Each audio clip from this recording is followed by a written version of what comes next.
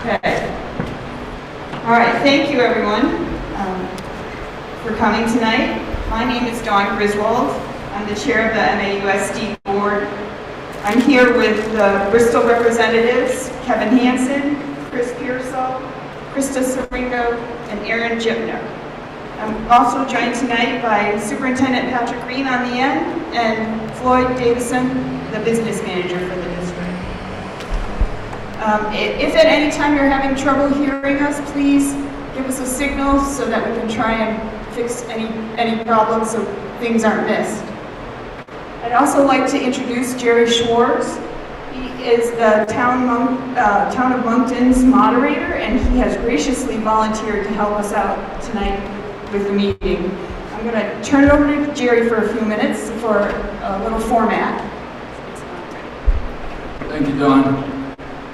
So I am the newly elected moderator in the town of Moncton. I was previously a moderator in the town of Charlotte for about 21 years. So the purpose of tonight's meeting is an information session to assist the voters in the three towns in deciding on the question of whether or not to approve the withdrawal of Starksboro from the school district. The format we're going to follow is approximately 30-minute presentation by the school board, Ms. Griswold, and the superintendent, Mr. Green. And then we're going to turn it over to questions and answers.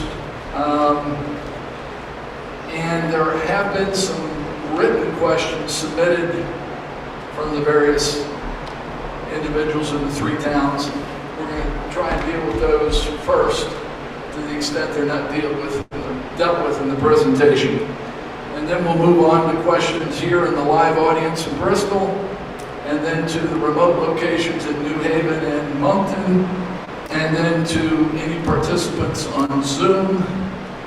There are three representatives from the town of Starksboro present here at the Bristol meeting, and they will be able to answer any questions that are asked that would require their participation. So basically, format is going to be just like any format in a town meeting or a school meeting that you folks may or have attended in the past. As the moderator, I control the flow. Questions come to me. I turn to various individuals to provide answers. I probably don't need to remind you, but town meeting is a cherished institution here in Vermont.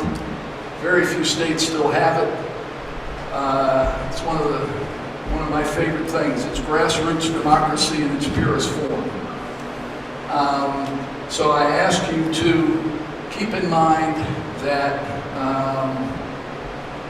brevity and civility are always appreciated, and I will certainly step in and control any comments that are out of order. So having said that, I'll turn it over now to Dawn Griswold and Patrick Green. Thank you, Jerry.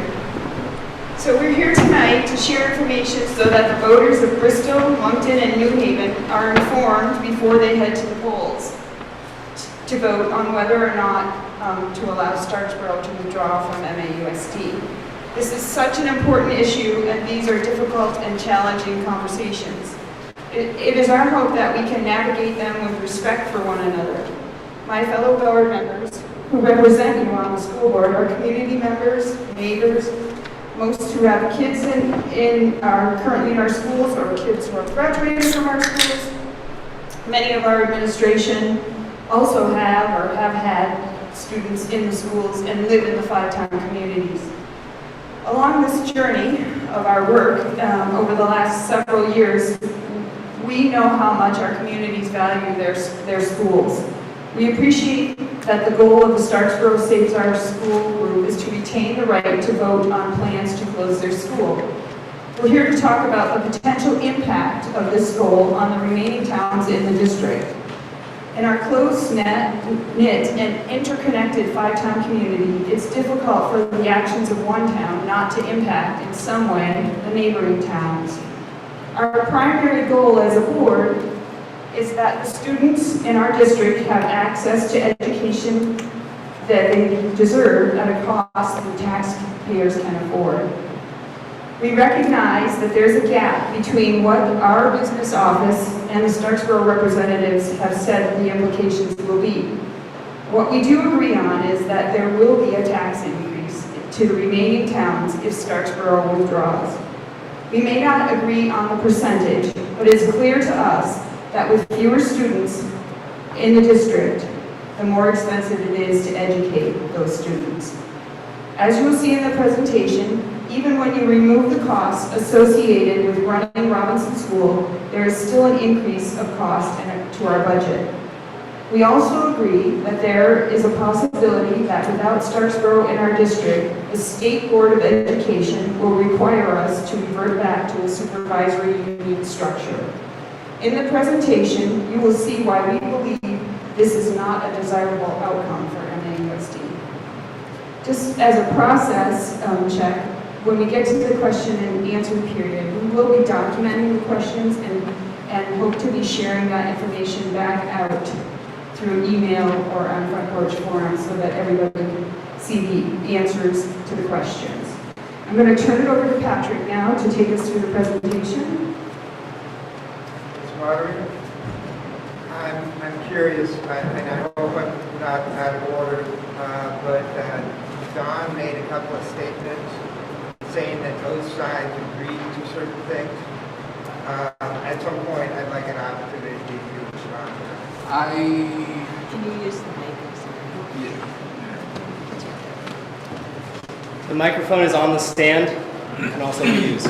Yeah, I understand that there are disagreements, and there have apparently been some discussions prior to this meeting about the process. You know, how the Starksboro folks were going to interact.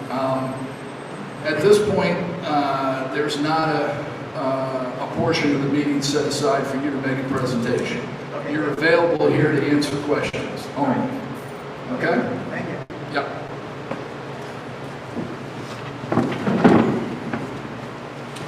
All right, good evening, everyone. Patrick Reed, Superintendent. So I'll walk through, this is a familiar presentation to many, but it's an effort to try and help articulate what we're projecting as impacts to potential Starksboro withdrawal, specific to the other three towns. Patrick, I'm sorry, can we just, well, I guess people know how to alert us if they can't hear. I guess we'll assume people can. Okay, Okay. mostly because they haven't alerted us yet, so hopefully No. nothing's Right. changed and they can Sorry. still hear. See if I can get my clicker to work here. Doesn't seem to want to. We'll go this way then. Kristen, how would people know?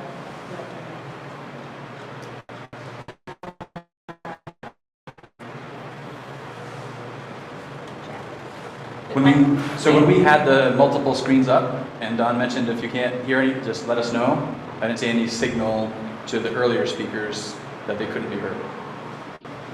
And I don't know, with this one screen, we can't see what I'm sharing and all the other locations, so. Could I give my phone and people can text if they can't? I think folks can unmute. So if one of the other locations can't hear, they can unmute and just chime in and we'll hear them and we'll stop and go from there. Okay, so I think it's important to start with the presentation to acknowledge that there are reasons Starksboro wants to withdraw. This is not an interesting exercise. This is a lot of work. It's obviously highly contentious, and there are reasons why Starksboro wants to leave MAUSD. Don addressed some of this. The primary reason I see is to retain that ability to decide on the closure of Robinson Elementary School. Beyond that, I think sort of embedded in that really is the belief that small local schools are better for students and have students and staff that are the glue that holds the community together. And lastly, there's belief that local schools help draw families to towns, in this case specifically Starksboro. And some believe that a better way to address the concerns is that there should be federal, state, local funds to prioritize keeping small schools viable in our communities. So just really important that this is, to recognize this is driven by what Starksboro, at least members or representatives from Starksboro, believe what is best for the town of Starksboro and the students in Starksboro.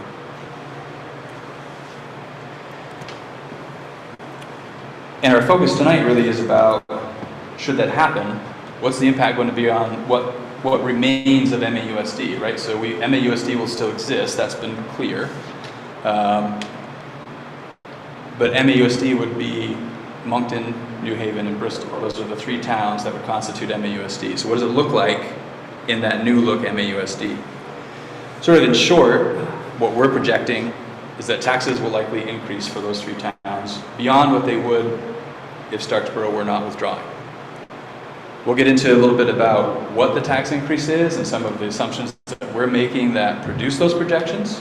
And there's loads of room to debate the assumptions, but we'll be really transparent about what assumptions we're using. It also seems likely that MAUSD would be forced back into a supervisory union, which is a very different governance structure. And we'll talk a little bit more about what that is and the impact that would have on the new look MAUSD and the potential impact on students and taxes. And then related to those challenges, what's the impact on students? Because ultimately that's what this is really all about. How do we best serve our students at a rate that taxpayers can afford and support?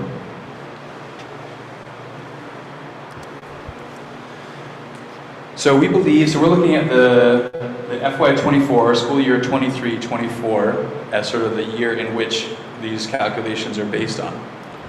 And from the projections that we put together, it shows a total increase to the tax rate of 25 cents, which equates to about $507 on a home assessed at $200,000.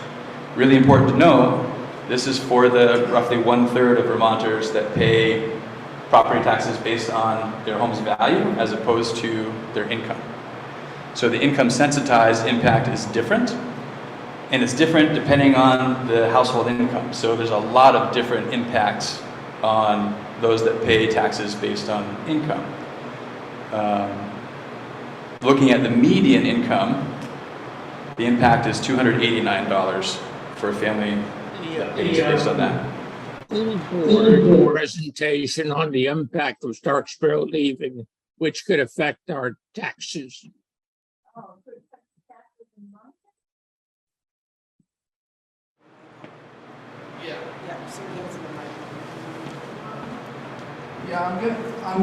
The format we're going to follow is I'm going to ask folks to hold their questions, jot them down on a notepad or something, but I want to give the board an opportunity to make their presentation without interruptions.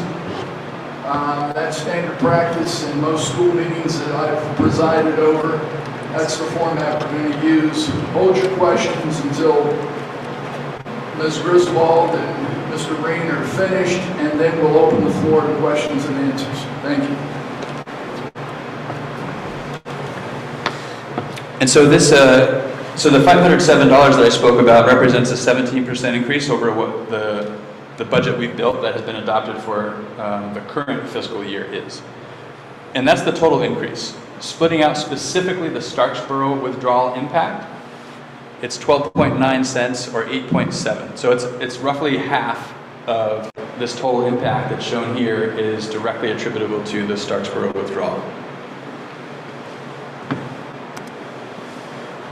And before we kind of get into the calculations of taxes, there are some concepts that I think are important, because as we debate some of the variables, the concept really holds true throughout. And I think if we can hang on to the concept, that'll help us kind of wade through the details when we start digging a little deeper. So conceptually, when a town withdraws, the school district has fewer students. Just because there are fewer students, there are fixed costs that don't necessarily decrease in association with that. There are definitely costs that decrease. So there are direct costs related to running Robinson School that would be removed from the budget for MAUSD. But Starksboro not being part of MAUSD doesn't mean you need less superintendent or less business manager. There are some fixed costs that remain the same. You have fewer students to divide those fixed costs by, which increases the cost per student, and that's what drives the tax rate. So that concept holds true regardless of the percent of students we think will attend Mount Abe or what we think the yield is going to be. All those things that we can debate, the concept holds true. The difference between the Starksboro withdrawal and the Lincoln withdrawal, when we're talking about that, if folks have their microphone unmuted, if you could mute, please. So the difference with Lincoln was Lincoln's cost per pupil within our district was higher than what Starksboro's is currently. So the relative high cost per pupil in Lincoln offset some of those increased fixed costs. So that had a relatively small impact financially on MAUSD and Lincoln's withdrawal. Now Starksboro, in particular on top of Lincoln's withdrawal, the impact is different than when it was just Lincoln leaving. So I know that has been a question folks have had, is what's different in this time around. So now we'll dive a little deeper into the calculations and how we arrive at the figures that we came up with. And I'm just going to walk you through how tax rates are calculated. And I'm going to share for each of these where there are assumptions built in. The following slides are going to really highlight what those assumptions are. So the way you calculate your tax rate, you take your total expenses. So here you see total expenses for the current fiscal year, FY23, which has all 5 towns. In order to calculate the impact, we need to have what our total expenses are projected to be without Lincoln, which has already happened, like that has passed, that's a done deal. And now we're talking about Starksboro. So when we're making projections, we need to project MAUSD without Lincoln or Starksboro. And so you can see there's a significant decrease in the expenses, and that's reflective of those direct costs in those schools coming out. So then we take the revenue that we anticipate and subtract that revenue out of the expenses. And that's going to give us our education spending. You can see an increase in revenue because we do anticipate those towns tuitioning students into Mount Abe, and they will be paying that tuition, so that's going to increase revenue for MAUSD. Now, when you look at the difference, the ed spending, you can see the ed spending with all 5 towns is greater than the ed spending without Starksboro and without Lincoln. Now we take our equalized pupil. The short version of equalized pupil is it's a weighted formula that tries to account for the reality that different students have different needs and different needs have different costs associated with meeting those needs. So the equalized pupil count is really what drives the cost per equalized pupil. It's the education spending divided by the number of equalized pupils. And so when you take the Starksboro, the FY24 without Starksboro and without Lincoln, ed spending of 22 million divided by the little more than 1,000 equalized pupils, we're projecting a cost per equalized pupil of 22,557 in MAUSD. So this is for the 3 towns that remain. Divided by the yield. So the yield is set by the state. So basically the state looks at what are all the budgets that passed for school budgets in the state? What is the sort of statewide, what would a $1 tax rate have to yield in order to fund all the budgets that have passed? So that's what this yield figure is, set by the state, but it's based on budgets that have passed. And this ensures that there's enough money coming out of the ed fund to cover all of these budgets. So the higher the yield, the lower the tax rate. The more money we get out of a $1 tax rate, the lower your tax rate can be to generate the funds that are needed. So when we look at, we had an incredibly favorable yield for the current fiscal year.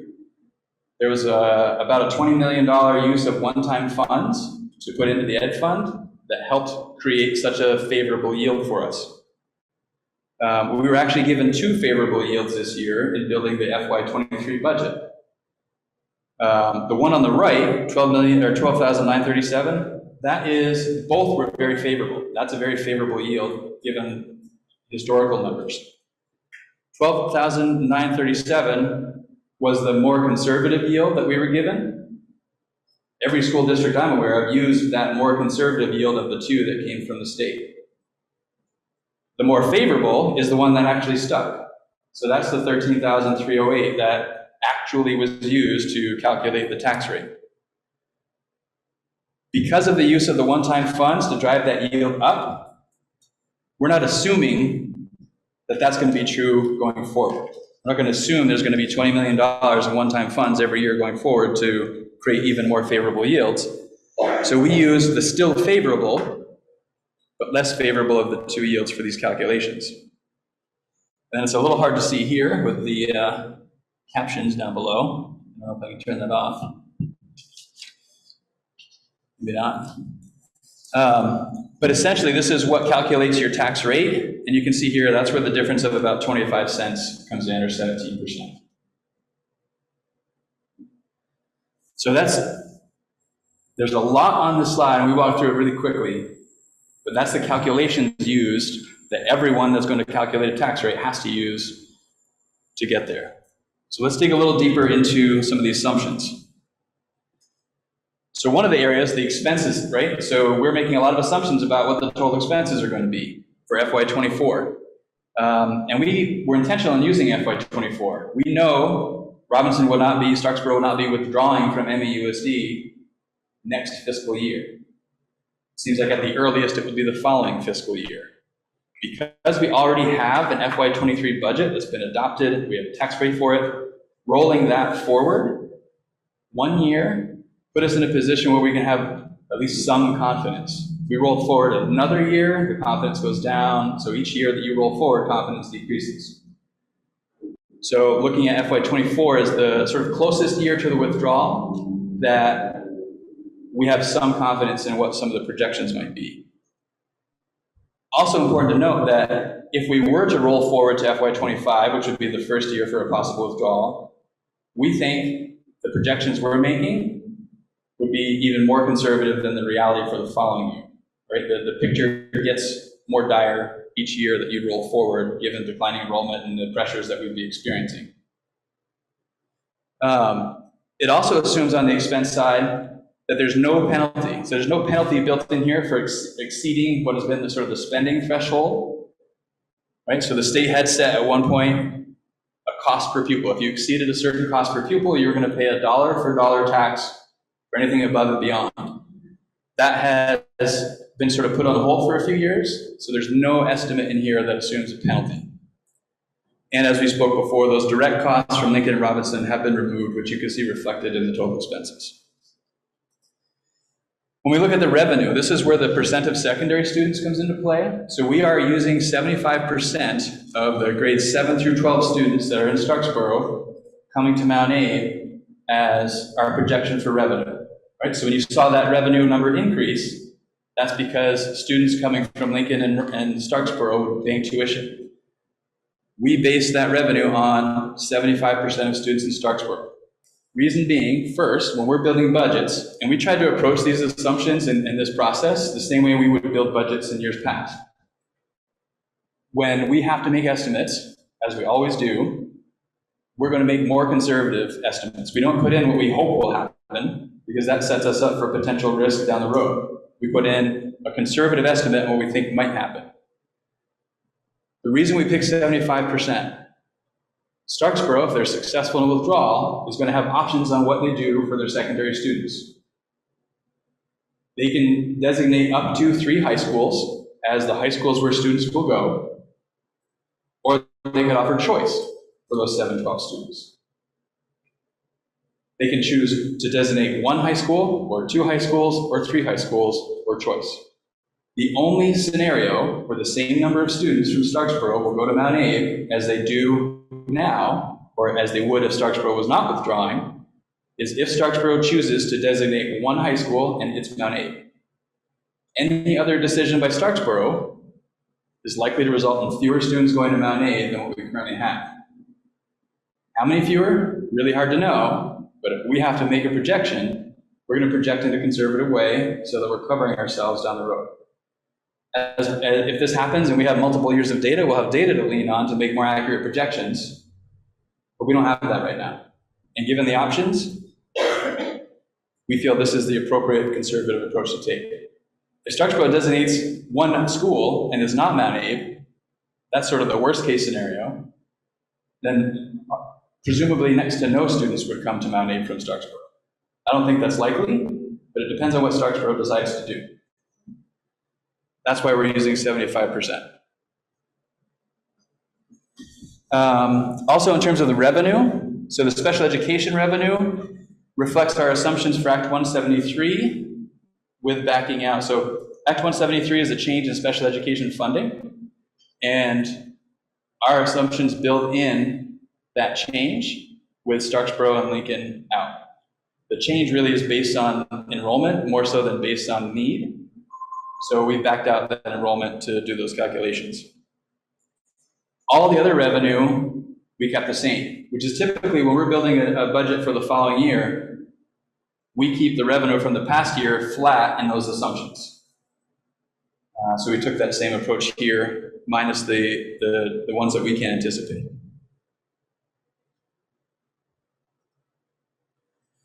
So in terms of the equalized pupil assumptions, so again, this assumes there are no K-12 students from Starksboro. The Starksboro School District, if this goes through, is the organization that gets to sort of gets the credit for the equalized pupils in their town. MAUSD no longer gets that. We get revenue for tuition that comes to us, but we don't get to count equalized pupils. Some of you may know there was a recent legislation around changing the formula that produces the equalized pupils. It's brand new, and it's still being attempted to be understood by business managers throughout the state. And we're waiting for guidance from the state on how to calculate that impact for MAUSD. In the absence of that information, these assumptions are based on using our past practice in calculating equalized pupils. So until we know how to do that properly with the new legislation, we're going to fall back on what we've done historically. There's also a new piece of legislation that is this hold harmless. So for districts that are losing students rapidly, the hold harmless caps how many students you are sort of credited for having lost. So it kind of mitigates a steep decline in enrollment and what would result in a steep increase in taxes. So we are applying that 3.5% to this. So obviously, with Lincoln and Starksboro leaving potentially, that would be a very steep decrease in our equalized pupil count. We're assuming we're protected by this hold harmless cap.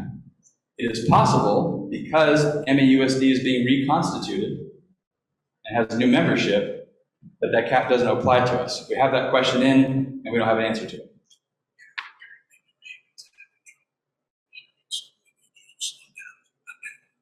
Close the lag. Just slow down. Okay. I will endeavor to slow down. See if that helps. So, again, we don't know what the answer to this question is, but we do assume that we will benefit from this hold harmless cap of no more than 3.5% drop. If that's not true, the tax rate impact is significantly different. I would say very significantly different.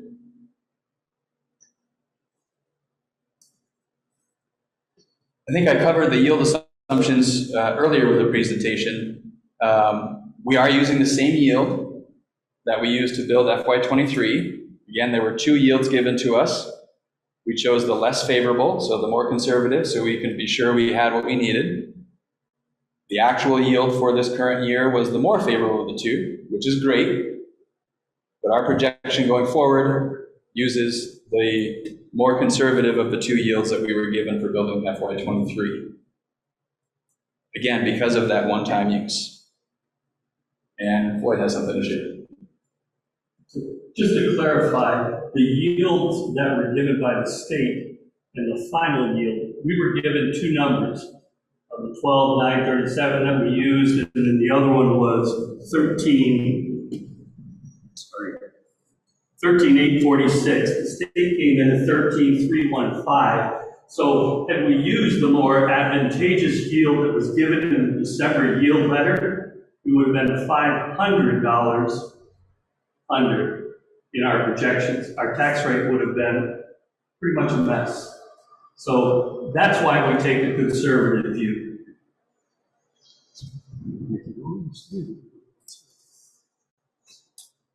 Some questions have also surfaced around what assumptions are we making around the merger. So for those that don't know, there's been a process that's been ongoing for better than a year now that's studying a potential merger between MAUSD and Addis Northwest. And Starksboro has stated that their select board has the authority, in the event that merger is unsuccessful, to stop the withdrawal process. This does not make any assumptions about what the Starksboro Select Board is or isn't going to do, even though they have been granted authority if certain actions happen. These assumptions don't take merger into consideration. If merger happens, all of these financials change. We're talking about merging two considerable entities. It's just a totally different picture if merger happens. And this is where I want to bring you back to the concept. Even in a merger without Starksboro is less efficient than a merger with Starksboro. The cost per pupil in a merger with Starksboro in it is less than the cost per pupil in a merger with Starksboro out. So that concept remains. The impact is different, but the concept still applies.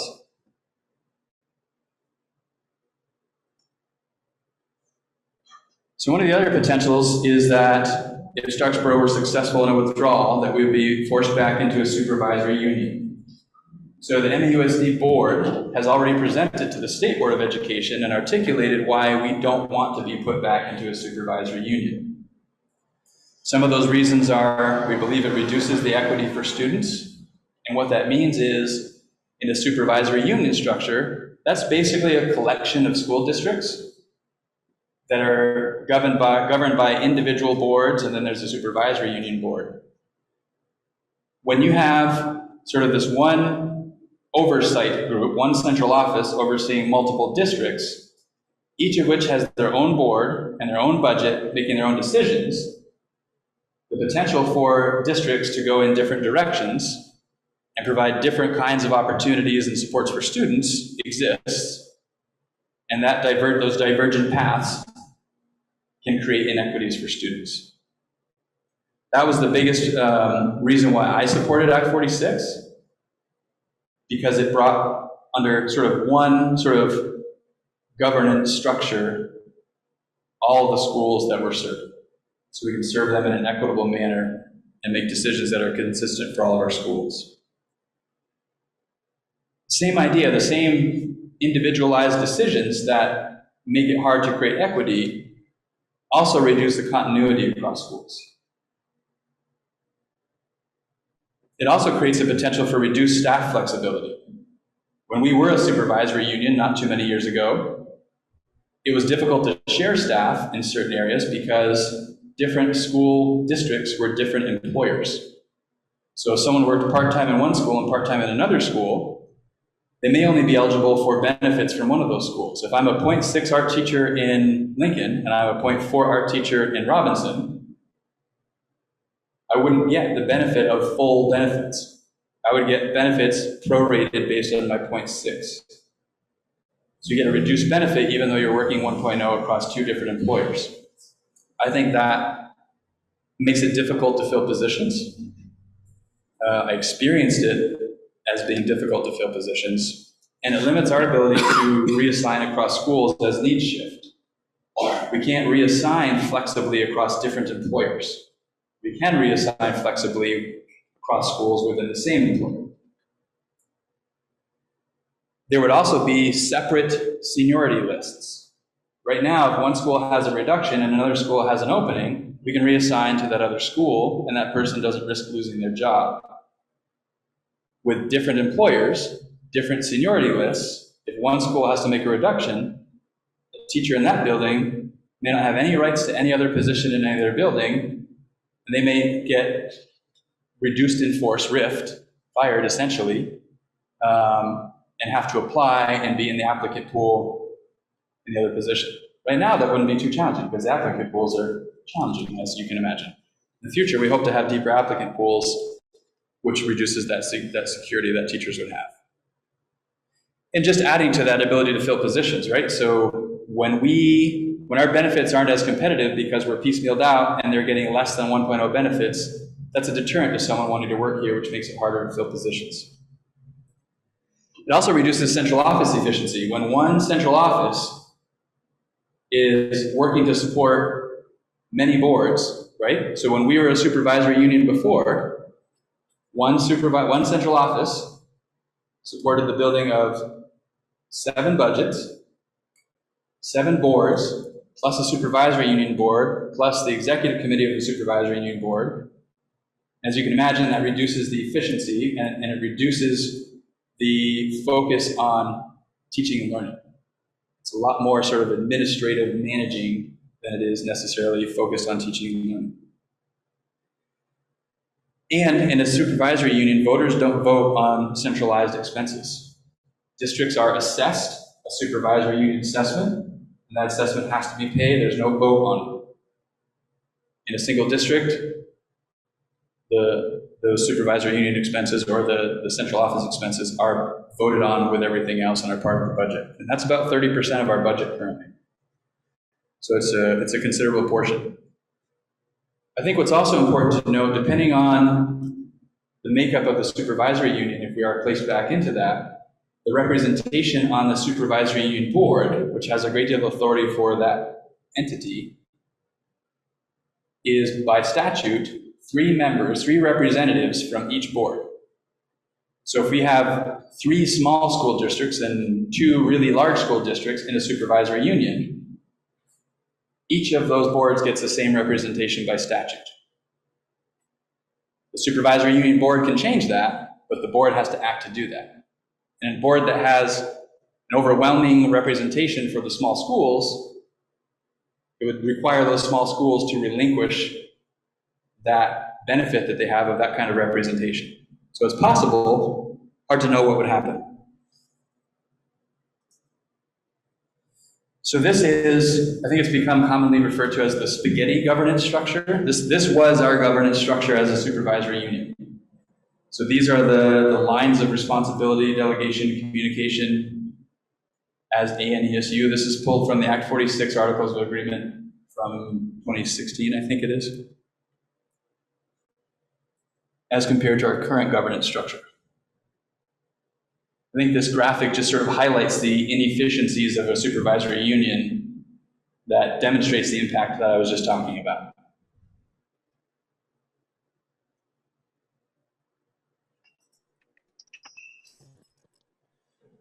So these slides are going to show the actual tax rate calculations when we were looking at merging under Act 46.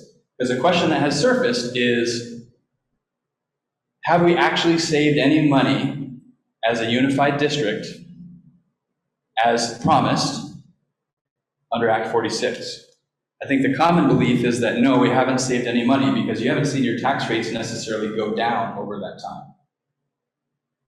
But to put that in context, we felt it was important to look at, under the yellow column, we look at the Act 46 projections, right? So so they had a tax rate in FY17, and the Act 46 study group projected if we didn't make any changes, if we don't unify under Act 46, where do we project our tax rates will be for FY23?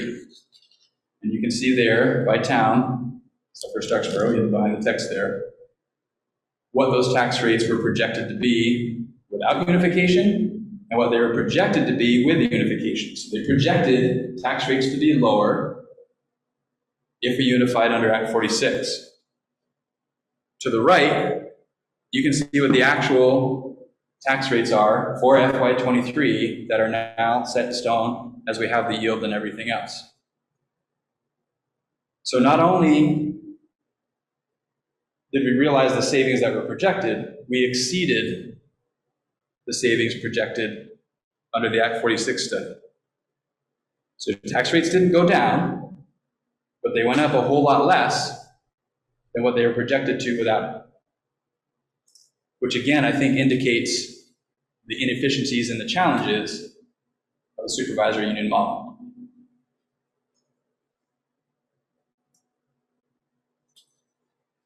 And then really, this all boils down to our ability to meet the needs of our students. That's why we exist.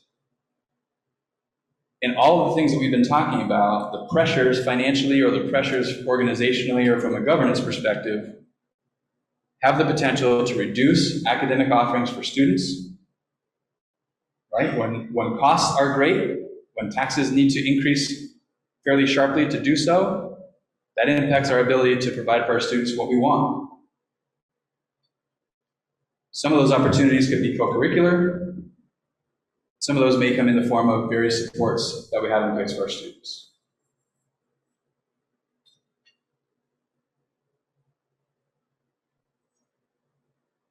And I think very wisely, Krista at one meeting, said, we have to understand sort of the potential impact of a withdrawal, but it might be helpful to really think about what's the impact if that doesn't happen, and if we think about what could be from a more optimistic perspective.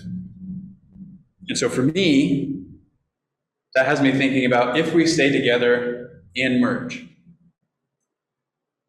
I think the calculations that we've demonstrated, so much of this is just sort of the reverse of what we've been describing. I think it gives us the potential to keep a more stable tax rate. I think it helps share, right? A merger essentially cuts central office expenses in half, right? Instead of 2 central offices, we would have 1, which lowers our overhead cost, which means that portion's coming out of that cost per pupil, so more dollars can be directed directly to students. So it allows us to stabilize or increase support opportunities for students. It allows greater equity for students. And from my perspective, it offers greater protection for small schools because of the financial savings and security that would come about from that, which is the driving force, right? Small schools are great in so many ways, and they're expensive. If we can find savings other ways, that prolongs our ability to sustain small schools and keep them viable. It also provides more safeguards for closure. It's written in the Articles of Agreement that no elementary school would be closed without a vote of their town for the first 4 years of operation, which would be 5 years from now. So there's 5 years that a school would not be closed without a vote of the town. After that, it requires a 2/3 vote of the board and a 2/3 vote of the electorate of the 9-ish towns, depending on how things sort of land. So a really, really high bar before any school will be closed. But I acknowledge it does not give sole authority to one town to make that decision. That is very true. And again, to the flip side of earlier comments, it improves our ability to recruit and retain staff. And towns, with the new legislation that has passed, it's really clear that towns in the future, in a merge situation, can withdraw from the merged district if it looks like things are not going in the direction that sort of suit the town. This is a super quick sort of snapshot about what could be. The study committee, the merger study committee, is going to do a whole lot more community engagement around the depths of the study, pros and cons, all of that. So look for more on that. But this is relevant given the conversation that we're having tonight. I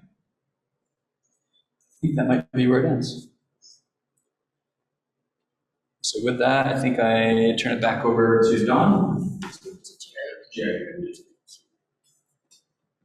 Okay, so presentation from Mr. Green and Ms. Griswold is concluded.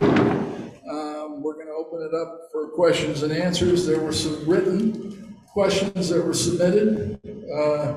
And I think most of those have been addressed, so. Okay, so we can, so I'm going to open it up to the floor here.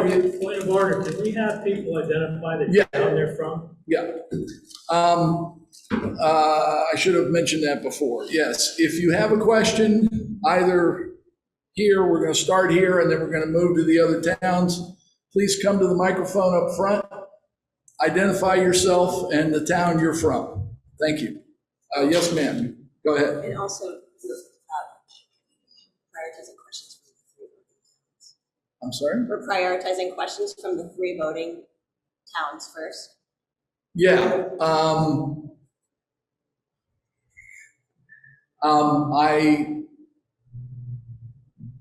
We're going to entertain questions from the three voting towns first. So for instance, if you're from Lincoln or Starksboro, your question will have to wait until later. Okay? All right. So any questions from the present members from either the towns of Bristol, Moncton, or New Haven? Yes, sir. Well, I'm not on this end. I'm actually resident of Bristol, so I qualify. Yeah. I'm curious why the board, as our representatives, was not the one that led the presentation and instead delegated it to the superintendent, who, no offense to you, Patrick, you have vested interest in making it look like the worst case scenario to maintain the job. I mean, you're looking at losing 40% of the schools in your district if Starksboro leaves. It doesn't reflect very well on you. School board? Thanks, Colin. I represent Bristol on the board. And so our role is to support and monitor the work of our education leaders. So we are a volunteer board. We don't have the expertise. It's our job to, through our policies, to monitor the progress toward the ends that our superintendent and administrative team is making. So they're the folks that they have we have a business officer, we have a whole business department, we have curricular leaders, we have folks that are, their sole job is to do this work. So it would not make sense for us to present that. But I think all of us are comfortable. We have all heard this presentation several times. We've had the opportunity to ask questions about it, and we're all very comfortable after having heard it several times before tonight with the presentation. Excuse me one minute. Hopefully wherever they're going, they stay nice and safe. So the only other thing I would add about the worst case scenario is that I think it's really important for our leaders to be planning for every eventuality with a conservative mindset. And I think that's because if you go to your voters and say, we're pretty certain there'll be a 6% increase, and then things happen and it's a 12% increase, that's really hard for a lot of our community members to grapple with, to adjust to navigate in their budget. So like when we do our own household budgets, we really lean on the more conservative numbers so that we're best prepared for what could happen. And so I think that that's what we are seeking in our district leaders. And I would just also put in a plug for our business office. We had education consultant Nate Levinson work with us for a number of months. And his estimation of our business office was that they were among the most skilled in the country. So I think we're very lucky to have this team, and we're very confident in their ability. One quick question to the one specific area that I've not really heard anything about. The belief that we would be going to a supervisory union, where is that based upon? Because I haven't heard anything from the state side that is the direction that they believe they would go. It seems like it's a open-ended and kind of, this is what we fear will happen, but has there actually been any indication from the state that is the direction they would force us? Because it seems like multiple other sources have said that's not a likely outcome. School board, or you can refer to the superintendent if you want.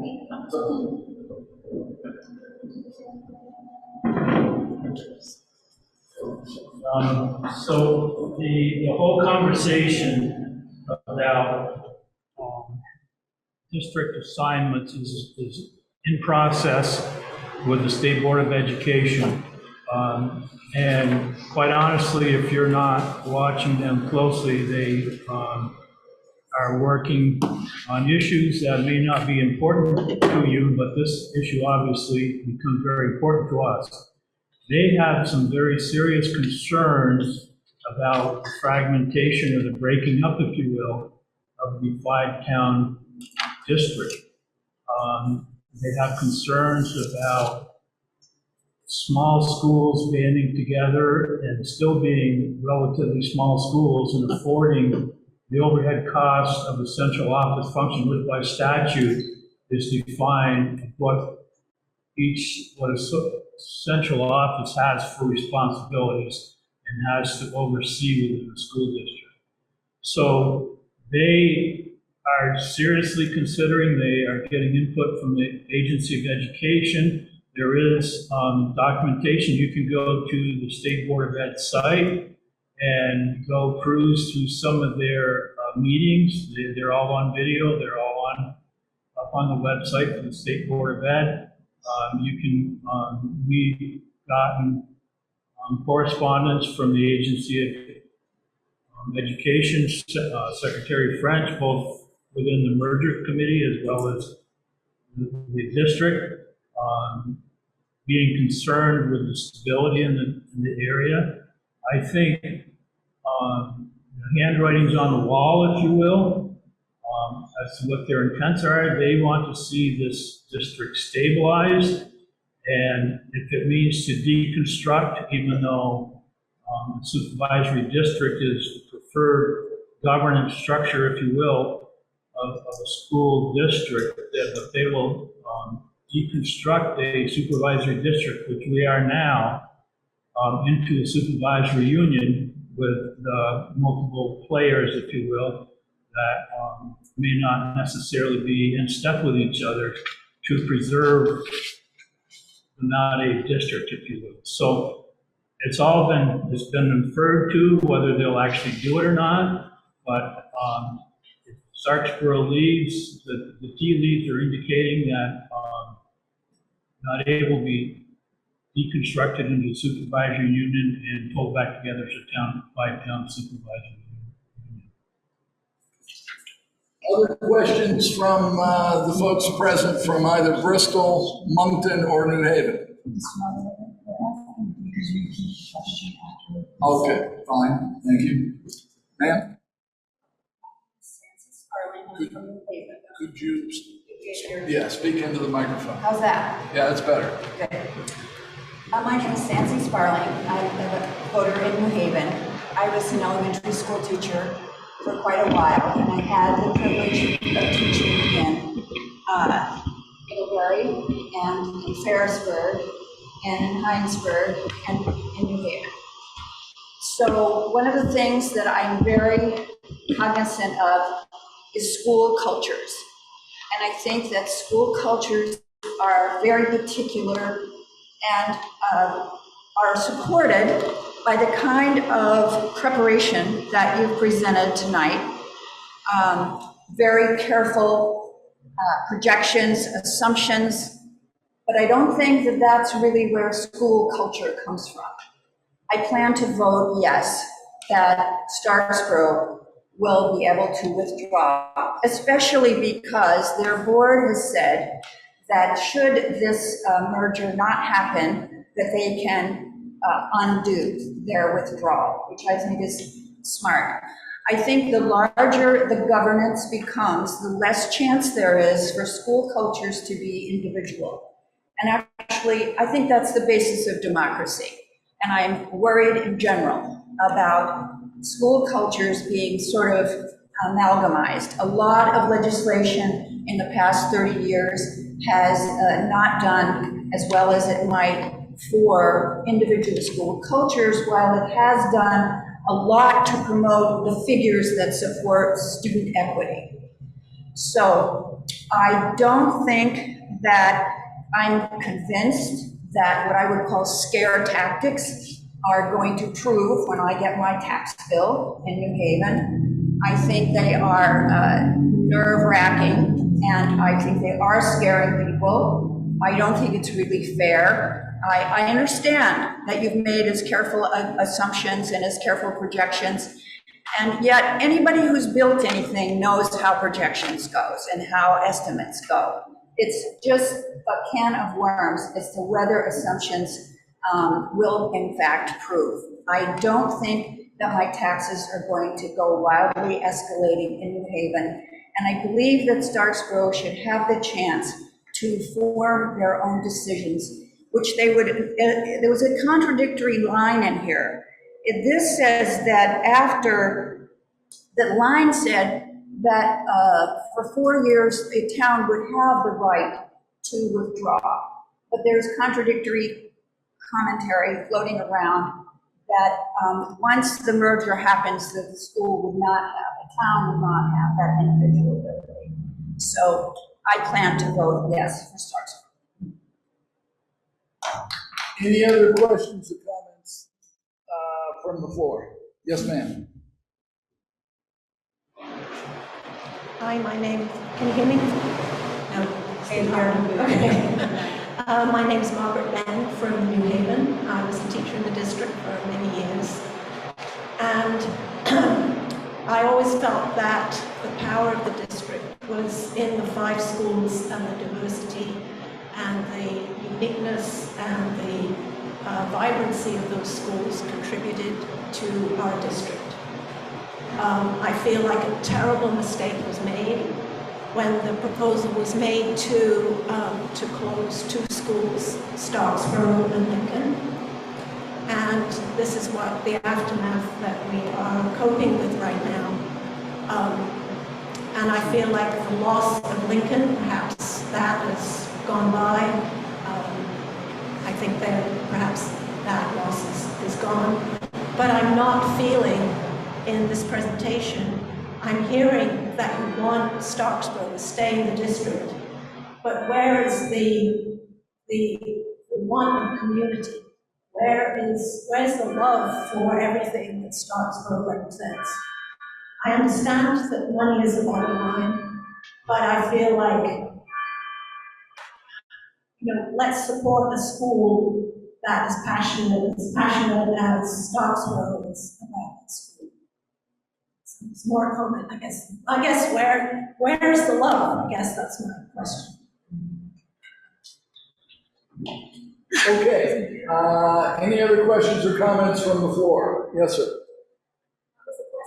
Oh, it wasn't a question? I thought that was more in the nature of a rhetorical question. Yeah, it is. Okay. I'm not sure we can get into esoteric where is the love answers. Okay? All right. School board want to respond? That discussion particularly, just more thematically. I think we're in a really bad spot with declining enrollment and increasing costs. It stinks.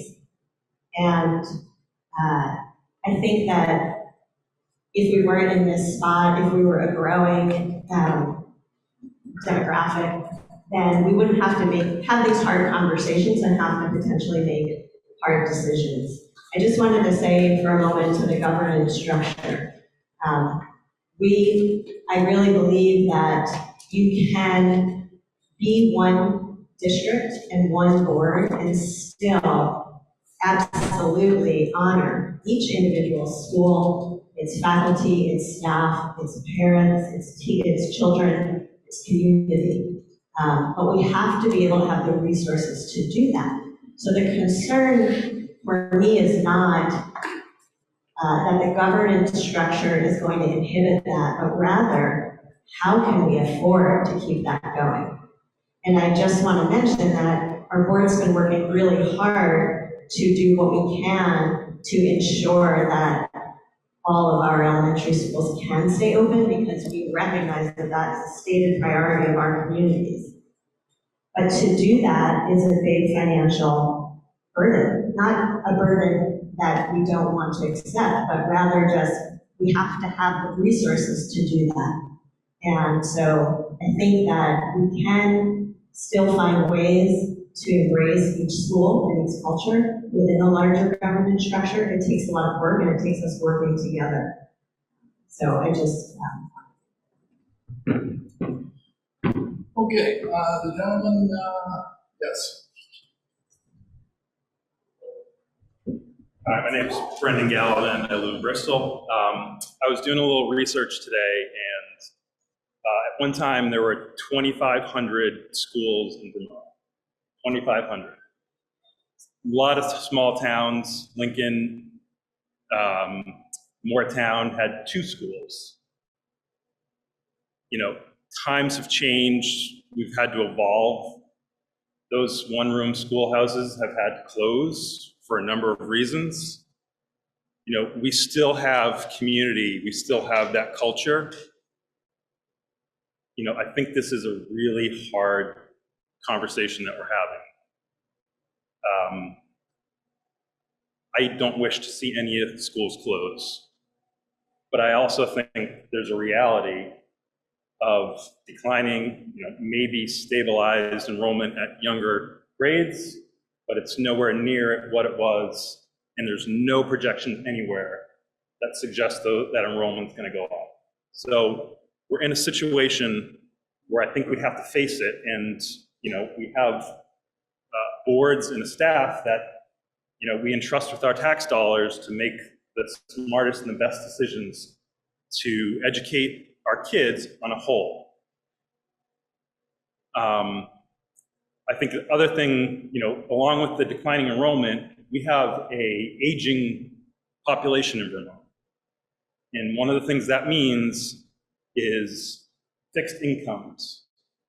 While I might have both the desire, you know, and I'm lucky enough to have the ability to pay more in taxes to support education, not everyone has that. And I think a lot of people don't. So we're faced with a really hard situation here. And I completely understand how people get passionate. I think it shows how much people love their schools and how much they care about the kids. I don't think anyone up here or that there's any agendas to close a school or do this. I think people are trying to make the best decisions with the situation we have. And I think, you know, even with the Lincoln withdrawal, I see these conversations happening and I see the situation, and it seems so contradictory to me that in face of what we're dealing with, what we're doing is dividing even more and going smaller. And to me, that just, I understand the passion behind it, but it makes no sense.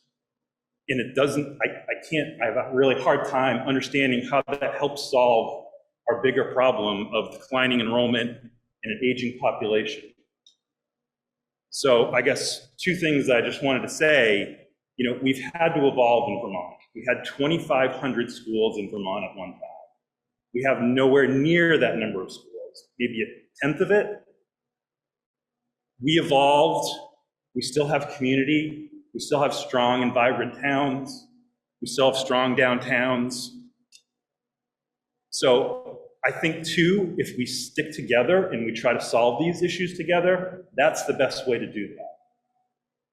And I think the other piece of it is, you know, I read a lot the projections from the administration, the numbers from the Save Our Schools, and I think like on many issues, you have to come up, you know, pick some assumptions and come up with some numbers. You know, if you work for a business and you're putting a business case together, you might make some projections, and maybe you're a little bit more liberal because you're trying to sell an idea.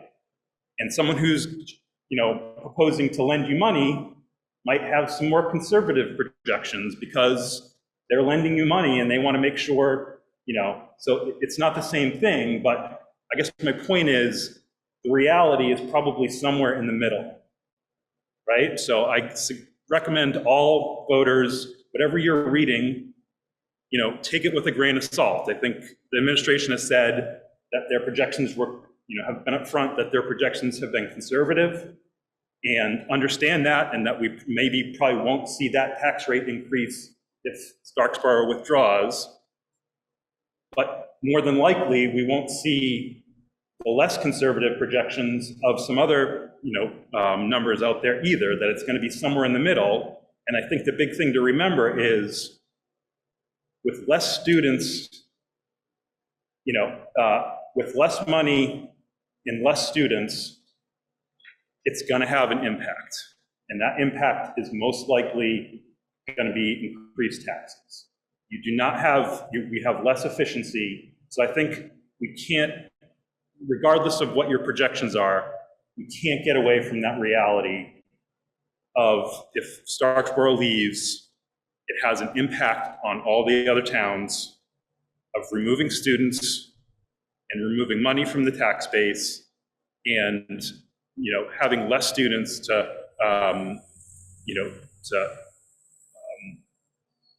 essentially, it costs more to, there's a fixed income and we're pretty small at this point. I mean, I think the other thing I read today too is the average K-8 school size in the United States is 253 students, I think in 2022.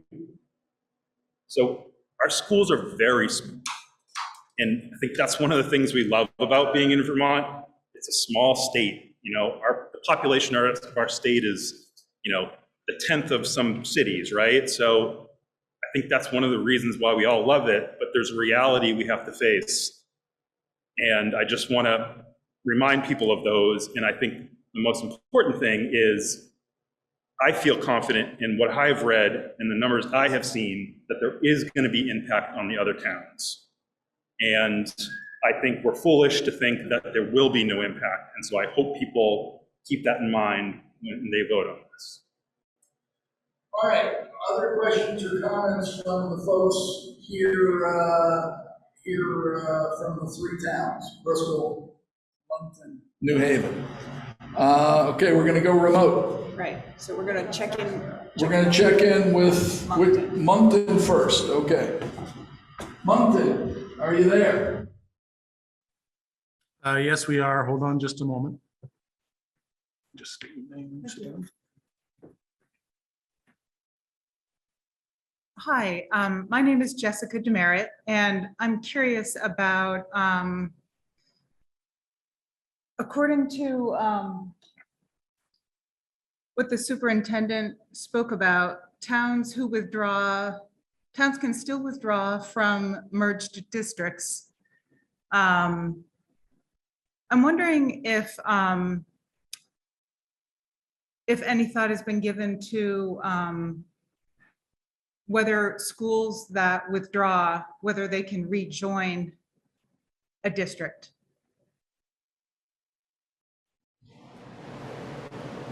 School board or superintendent? Who wants to answer that?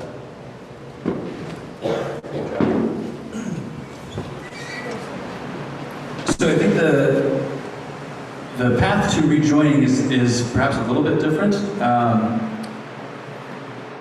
I think the process could be, and there may be other ways to do it. I do think there was some portion of the legislation that was an effort to try and make it a little easier to rejoin districts, just as a potential safeguard. At the very worst, I think it would be initiating a process that's written in the legislation to merge districts, right? So there's sort of a joining potential, and then there's a merger potential, and there are processes spelled out on how that would work.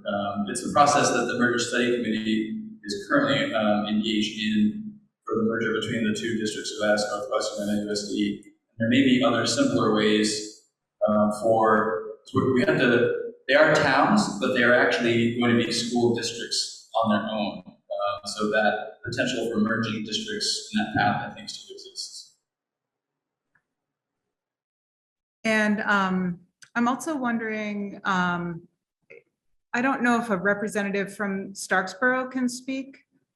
from the Save Our Schools, but I'm really interested in that Starksboro would still, it would take 2/3 of the board and 2/3 of the electorate to close a school. So that's 67% of the voters would have to vote to move the school. And I'm kind of curious why, like that's a lot of people to vote that way. And I'm kind of curious why Starksboro feels like, I'm just kind of curious about how Starksboro is like feeling under the gun about that. I don't know if anyone can speak about that. We do have representatives from the town of Starksboro, and I'll ask one of them. Okay.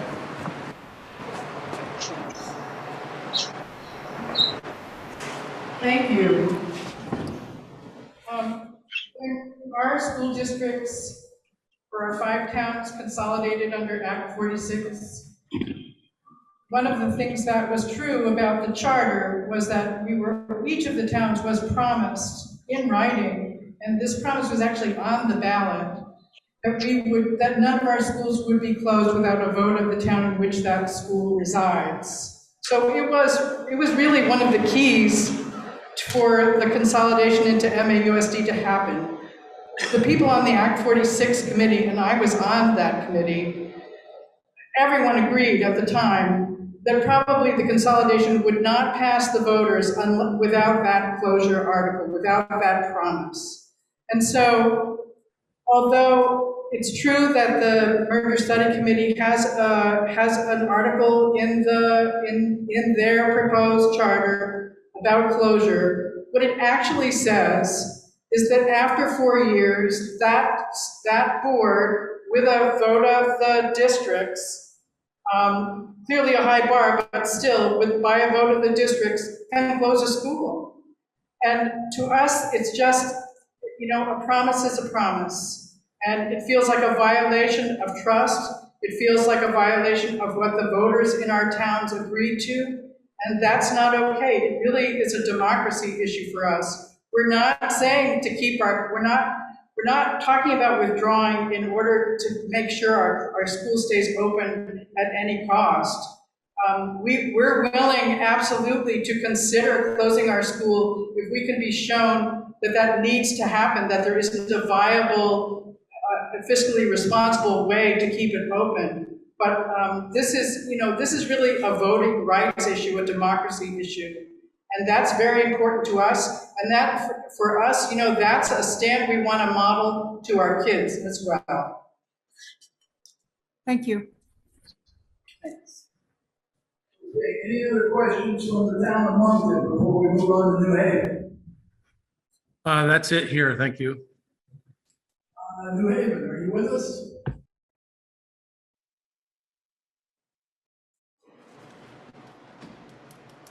Come on up to the microphone if anybody in New Haven has a question. Yes, we have a question. Can you hear us? Yes. Okay. I am asking this question on behalf of a member of New Haven. We saw a comparison between fiscal year 22-23 with all 5 towns, and then fiscal year 23-24 without Starksboro and Lincoln. We'd like to see an apples to apples comparison of the budgets without Starksboro for the same year. Is that a possibility at some point? Your town of residence, please. Repeat that. You're muted.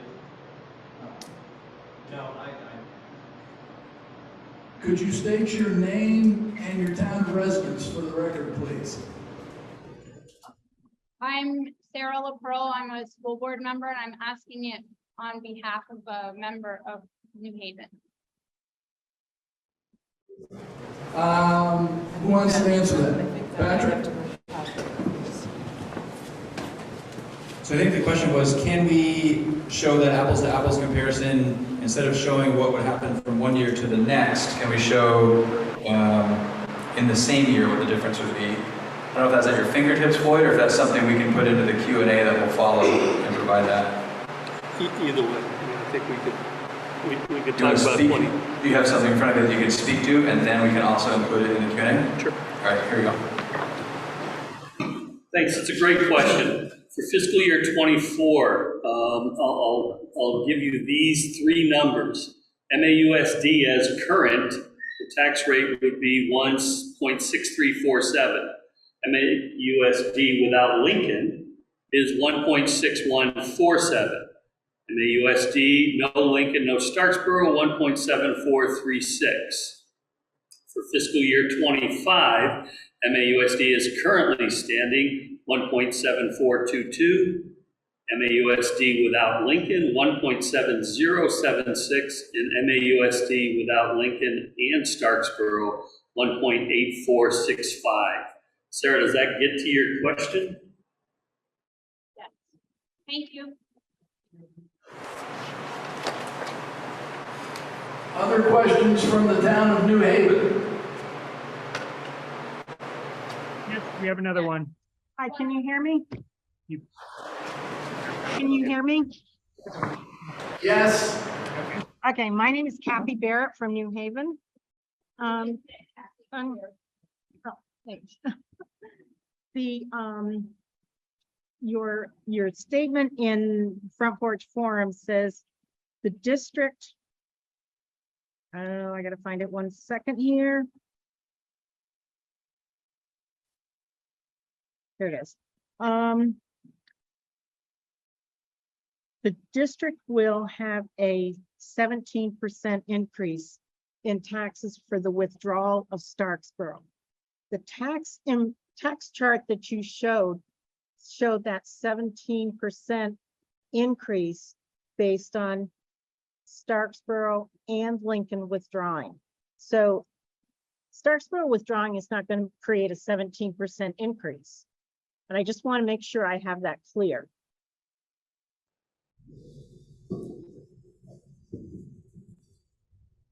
Yes, you do have that clear. About half of that 17% is directly attributable to the Starksboro withdrawal in our calculations.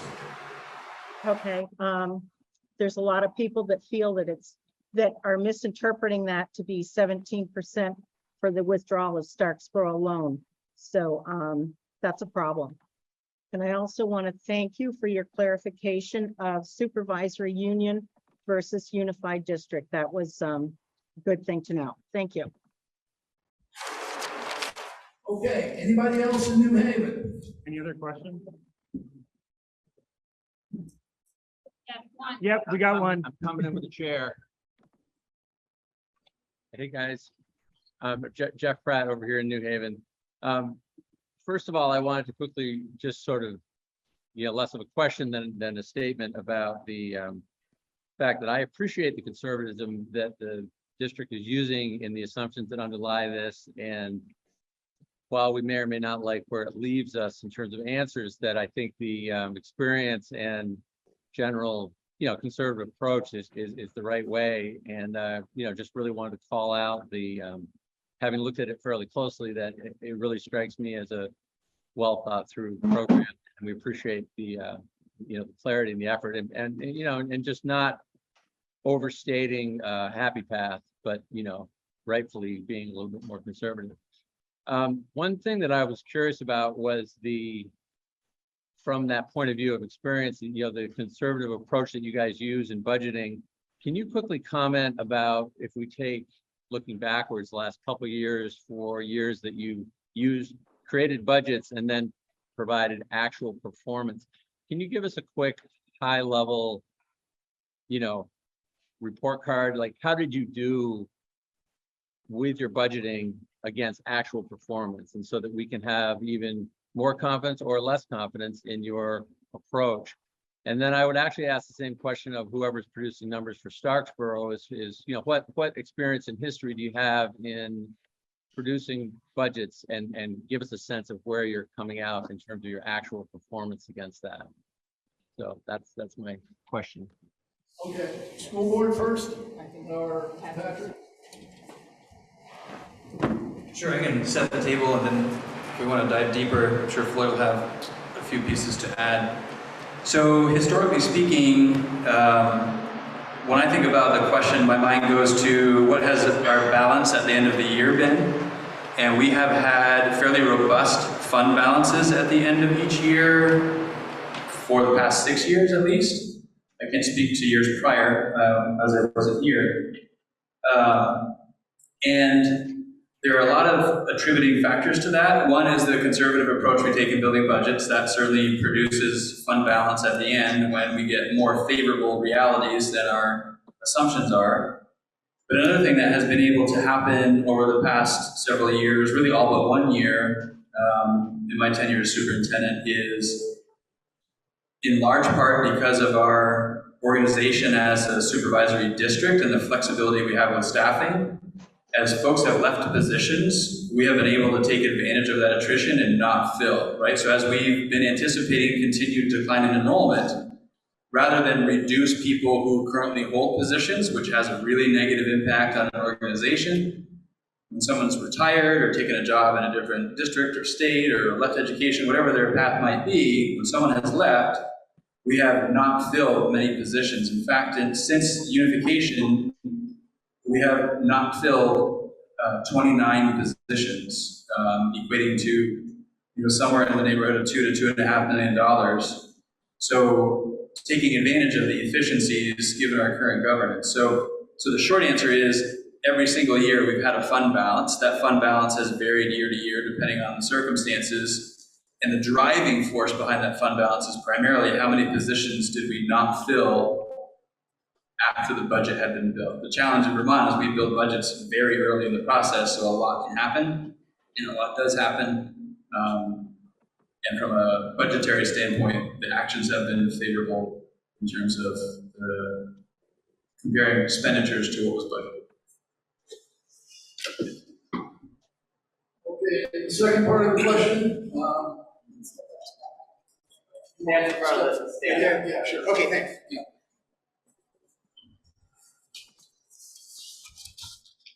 So Mr. Pratt, right? I think you were asking whether the Starksboro folks had any, I guess, comparable expertise in terms of working with school budgets. And the answer is no. But I think we do have some very experienced folks in terms of financial analysis. We've collected a lot of data from the district. No, we're not saying that we're relying on the district to produce our assumptions, but I think we've been able to look closely enough at the scores of spreadsheets that the district has provided us to be able to really challenge the assumptions that they're using. I mean, one of the big ones is what was mentioned that the district hasn't done, which is, have you actually had an apples to apples comparison of Starksboro in and out? And if I remember what they said, well, no, I haven't done that. We'll put that in a Q&A, 5 days before the election. My question, I guess, what I want to pose to you, so we are where we are. We're a citizens group. We don't claim that we've worked for school districts, but we do claim that we know what we're talking about and are able to analyze the district's data. And we don't think that it's correct. It's just a number. I won't get into the weeds on that. It's on our website. But the other question I would pose is, what reason do you have to trust the district's numbers? The first time this plan was proposed was back in December 2020. And the district clearly said that we had 3 choices. Either our taxes would have to dramatically rise, or we'd have to have draconian cuts to our staff, or we had to close 3 schools. That's the way it was put. That was not an accurate statement, and the district had to roll back that. The district's own consultant has said, you do not have to close schools. I'm saying this is not important. This doesn't answer the question. This, Yeah, Earl, you're getting off topic. That's not speaking to the question that was asked. This isn't an information session for the town of Starksboro, for the voters of Starksboro. okay. I'm sorry. Well, he did ask a question, and Well, he it asked is a question germane. which you answered, and then you went on to something totally different. Okay, anybody that? Is the microphone? Yeah, it's right in front. We have one more question here. Hi, my name is David Munzer. I live in New Haven. My comment is more of an assessment rather than a question. Listening to all of the debate is wonderful. Great to have the discourse. But what I'm sensing is a basic economic failure. We have failed the basics of economic fundamentals. I think I heard the gentleman in the beginning talking about variable costs and fixed costs. Bingo, we have failed that concept. It appears that the revenues of the school district are variable. It's based on student population. More students, more revenue. Fewer students, less revenue. Expenses, however, appear to be skewed towards fixed costs.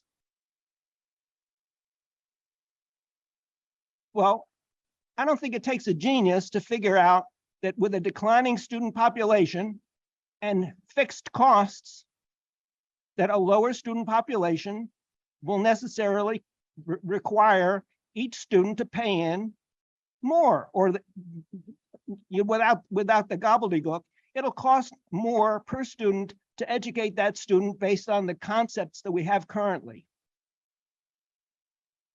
We're talking about the calendar year 22-23. Fine, it is what it is at this point. I have a bigger question for the board. What about 2025? Look at the housing transfers in your town. Are new families coming in? Are new students arriving at the schools? What do you think the student population will be in 2025? More than or less than what we have now?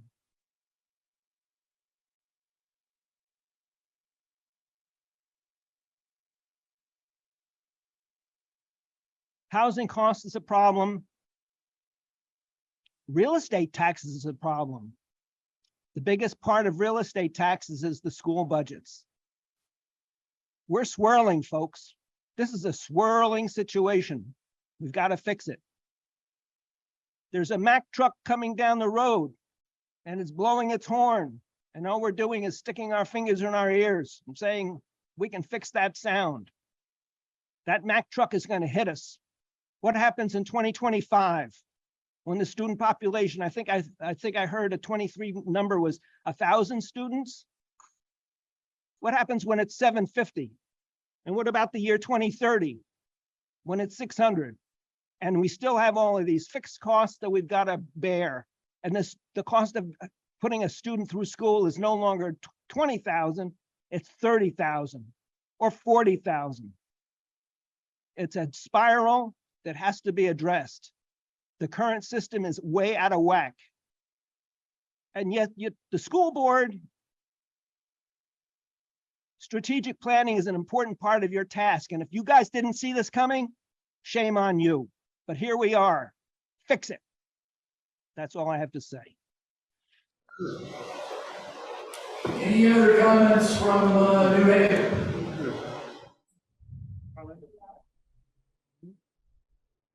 None others.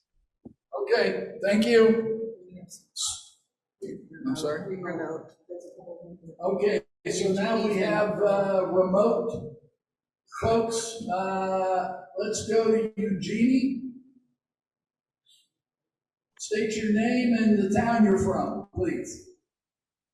Eugenie Doyle from Moncton. I have two things, a question and a comment. My question is whether anybody from Starksboro wants to say anything else, since they are the ones most concerned here. My comment is that it does seem as though an inequitable situation is set up with the withdrawal of Lincoln and Starksboro based on,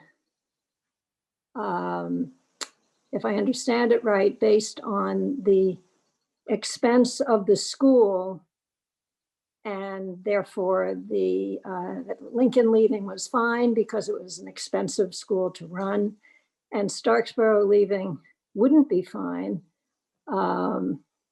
because it's on top of Lincoln leaving, and also because it's a less expensive school to run. So that seems to me sort of an inequitable situation, and I would wonder what would happen if Moncton wanted to leave.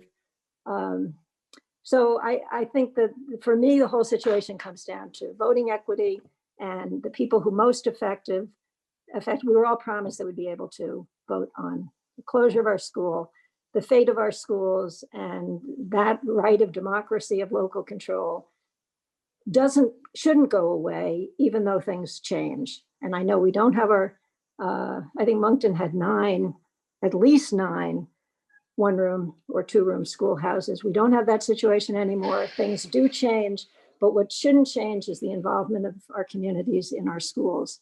It will get more and more difficult the farther away the school is from the people whose children are going to the school and the people who are volunteering in the school. One way that schools can cut costs is with high degree of volunteerism. I can guarantee you that the farther kids have to go away from their towns, the less that will be possible, and particularly perhaps for the older mentors. So that's my comment. I will definitely be voting yes, but I would like, my question is to ask if people from Starksboro have anything else that they would like to say this evening. Eugene, the moderator would like to know if you have a specific question, or you just want to open the floor for Starksboro to speak on what they might want. Yeah, I mean, it looks to me from what I can see that there are people from Starksboro there. We've heard from some of them, and I just wanted to know if they got to say what they wanted to say this evening. This seems like a good opportunity for us to hear from them. Okay, with limits, here you go. You can have a mic right there. Yeah. They have the stand. Yeah, okay, that's fine. Just, But we still need to go to our regular. yeah, within limits. Because we still have another remote. You ready? Yeah. Okay, so, yeah, Eugenie, thanks for the question. I want to follow up a little bit on the real point that I think has gotten to folks in the three towns is this claim that taxes are going to increase 17%. And I'm not going to get into the weeds about why I think the assumptions behind that number are incorrect. The new thing I heard tonight, Eugenie, was that, well, that's not really correct. The real number is closer to 8%. But we don't have the data for that. It's 5 days before the election. That should have been disclosed earlier.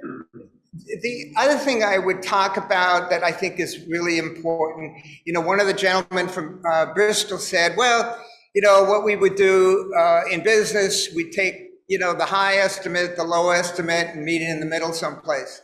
I totally understand that. We've offered to do that, Eugenie, and we've been rebuffed many times. The final point that I would make about the money kinds of issues, Eugenie, is that we're only going to withdraw if these two districts merge. And the district has projected, I think, about $5 million in savings out of a $31 million budget if you merge. It just strikes me as fanciful that anybody's going to pay more in taxes once Starksville withdraw. And Nancy's going to address a separate, different point very concisely. Your Nancy?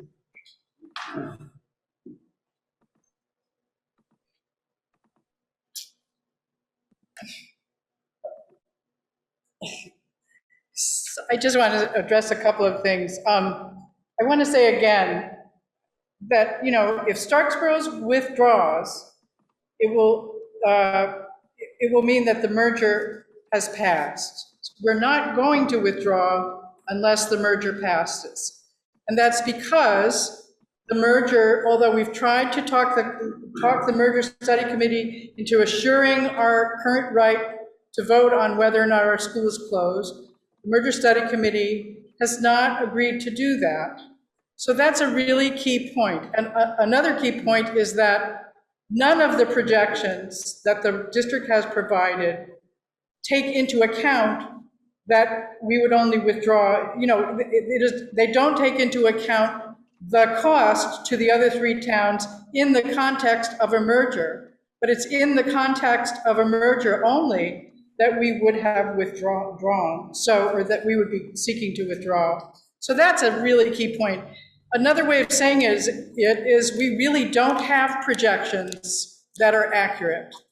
And to pretend that we do is borders on deceit. The other thing I would like to address is this issue of if our withdrawal is ratified by the three towns, we might have to become a supervisory union. Whether or not that's true is really a question. The superintendent has said to me he's not even really sure it would be legal for the state to mandate that. But even if it were true, I think it's important to say that it might not be such a bad thing to become a supervisory union again. In truth, there's some evidence, actually substantial evidence, that reestablishing town school boards and collaborative governance among our 5 towns would improve equity, it would improve financial transparency, and it would improve access to quality instruction and support for students. The Vermont State Board has recently granted Stowe's request to return to this kind of structure, and that was a request from the superintendent, who said it really wouldn't make much difference to the services for kids, and he supported the movement back to a supervisory union because that's what community members wanted. Furthermore, while MAUSD has stated its opposition to being in a supervisory union relationship with Starksboro, Starksboro has suggested ways for such a relationship to not be burdensome for the new district, and by minimizing the number of supervisory services that are needed, and by sharing the management of those services. A second option would be to bypass any impact on MAUSD providing supervisory services to Starksboro at all, and that would be for Starksboro, if it withdraws, to join a supervisory union with Lincoln and Ripon. I want to say very clearly that I am still hopeful that we will not need to withdraw from the district or from a merged district. I am very hopeful that people will understand why we'll support our effort to begin the withdrawal process, but moving forward to November, we'll think carefully about why it might be a good idea to vote down the merger, because it doesn't make sense to move governance farther from our schools than it's already been moved. And I think this controversy is evidence of why that is true. Okay, there's another hand up from Alice Leeds. Ms. Leeds, you're on. Okay, thank you. All right, I also wanted to say a couple things, and then I wanted to ask Starksboro a little bit about what my thoughts are. As some of you probably know, I taught in Lincoln for 25 years, and you may not know, I've taught at large and small schools, every age group all around the country. And I've enjoyed that, and I've seen a lot of differences between different schools. But I wanted to point out that small schools, just like small companies, are hard to run, but they're also can be much more efficient than large. There's always a lot of waste in large. Larger does not mean cheaper, and costs are not fixed. When there's less students, there's less teachers. When you close a school, you don't have to take care of that school. So there was a gentleman who said the costs are fixed. They really are not fixed. And my understanding, I know at least from Lincoln, which is the community I know best, although not any, it seems to be leaving the district or the supervisory union, that there are new families moving in, and there's a lot we could do to encourage more families to move in. So I don't think it's a given that the population is going to continue to dramatically decrease, and a lot of people would move to Vermont if there was a place where they could move. What I did want to, let's see, what else do I have here? The study that was done by the consultant said there was no need to close any elementary schools. And it's unfortunate that that was proposed and not withdrawn as soon as that started to become evident. I think I feel sad that Lincoln is no longer part of this whole group of schools, which were always very collaborative and really did a lot of sharing and an exchange of ideas. So I don't think it's a happy thing, but that school was so important to the community that they felt they had to take that move. So what I want to ask, and I know we don't want to get into the weeds of it, and I think that's good, but I'd like to hear from Starksboro. And I'm sorry, maybe this was already given because I missed the early part of the presentation, but I'd like to know some of the factors that kind of go into that give a small school more flexibility, and that might make it actually less expensive than having students bused to a larger school where, again, I think often less efficient. Thanks.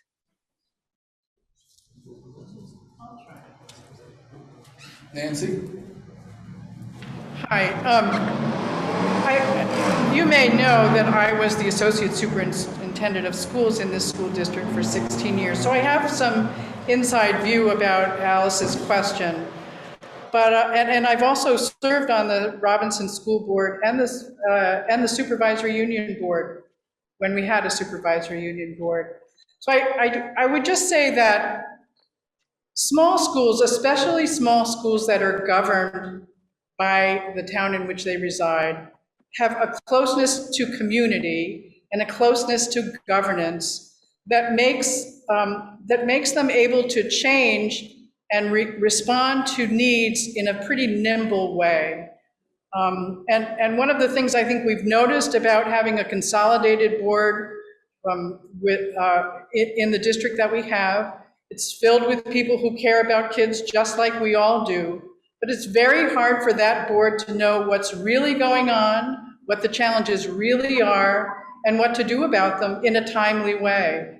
And so I guess part of my answer to Alice is that if we have governance that's closer to the schools, it's more apt to be able to be efficient because it can notice the needs more quickly and respond to them.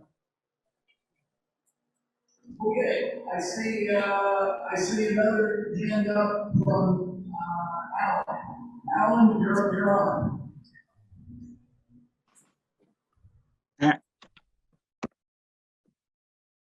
Alan Quidner, I've been an educator for 40 years, and I've visited schools throughout New England, Vermont. So my point being, people love their schools, regardless of how small the community is. There is love for that school, no matter how difficult it is for the taxpayers, they love the school. To answer her question, I used to I was in a much bigger school than Robinson, but you get a lot of volunteers in small schools. You're having a field trip. Are you doing an exercise? There's a lot of volunteers.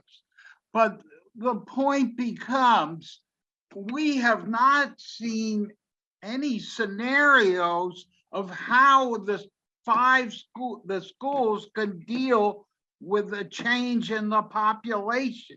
This change in the population just didn't occur overnight. This is 20 years of downtrend.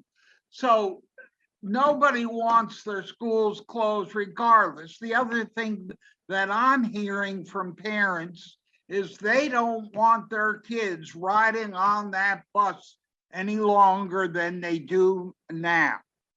And what we should be looking at is the principal and an educator from each school should look at the population now and for the next 5 years. How can we work together? If we have a teacher, for example, in Lincoln that has 6 students, and that's in 5th and 6th grade, can we share that teacher somehow? And this is what we ought to be looking at. Educators should be working out a problem, not the school board. The school board gives the recommendation that educators should look at this so we can make some good community effort to move forward. This, I haven't seen this happen. Somebody on the committee said, oh, Alan, this is gonna happen. We haven't seen any scenarios to make it work when a school knowingly has half of what they had 2 years ago in a particular classroom. So number one, we need to look at how can the 5 towns work together. And this isn't happening, I don't think. And that should be a mandate from the board. The teachers should have in-service just to do that. So being that is, when the board sees 2 school districts leaving the Mount Abe Union District, this should have a flag that they should do something different. And the difference should be, let's get back to what we were. We can deal with the money.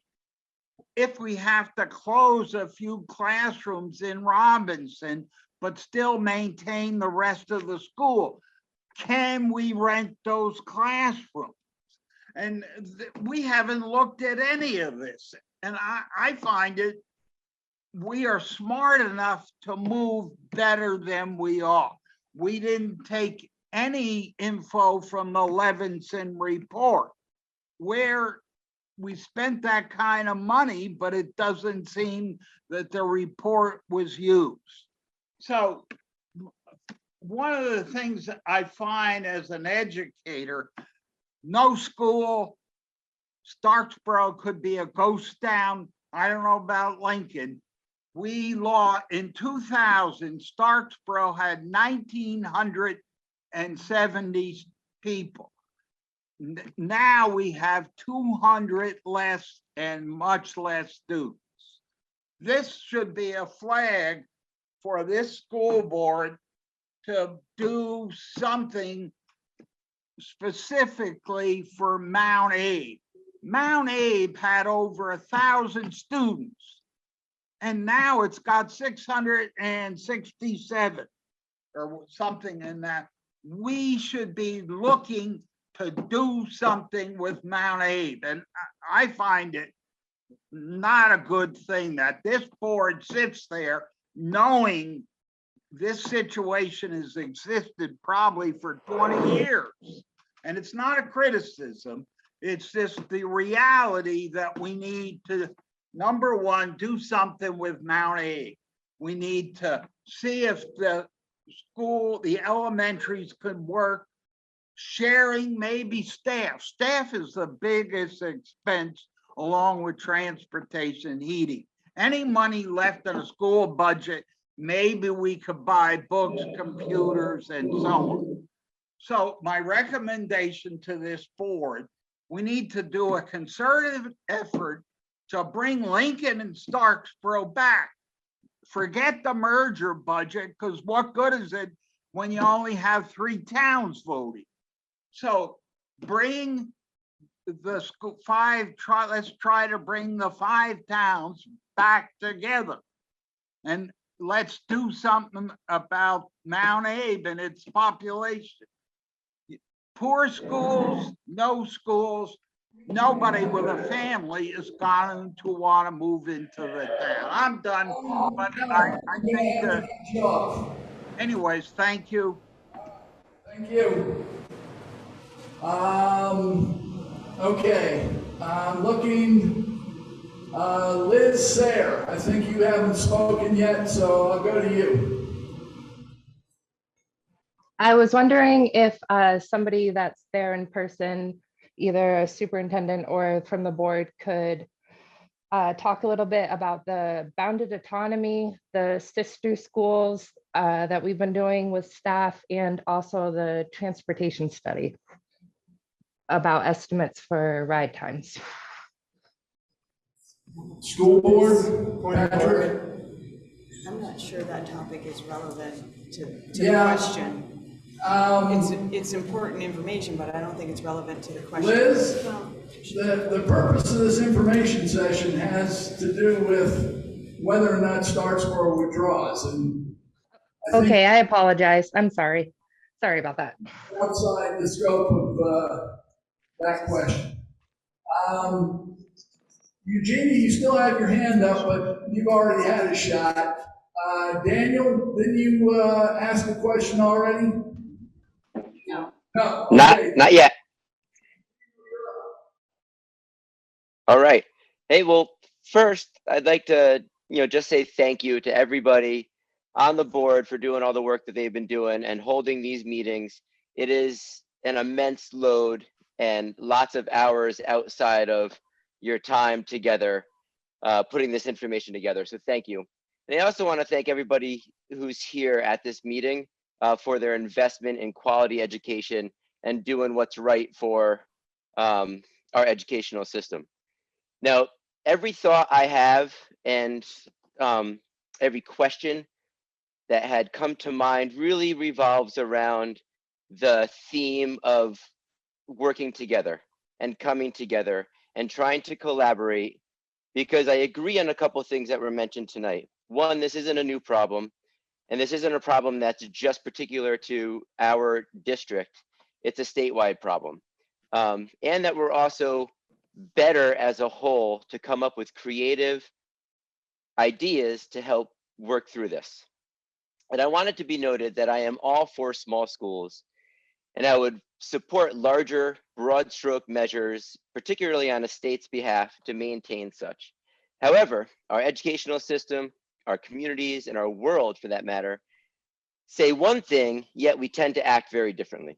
For instance, we want safe, accessible communities with good schools, solid infrastructure, but it sure is hard to find that money to provide that all when the costs are laid out. The current actions of towns or town schools withdrawing from established districts is not going to solve our conundrum long term. I have read most of what has been published about this quandary that our community is in and feel that we are stuck with a problem that really cannot change without major policy shifts. Education is expensive, and quality education done right really should be a heavy financial lift.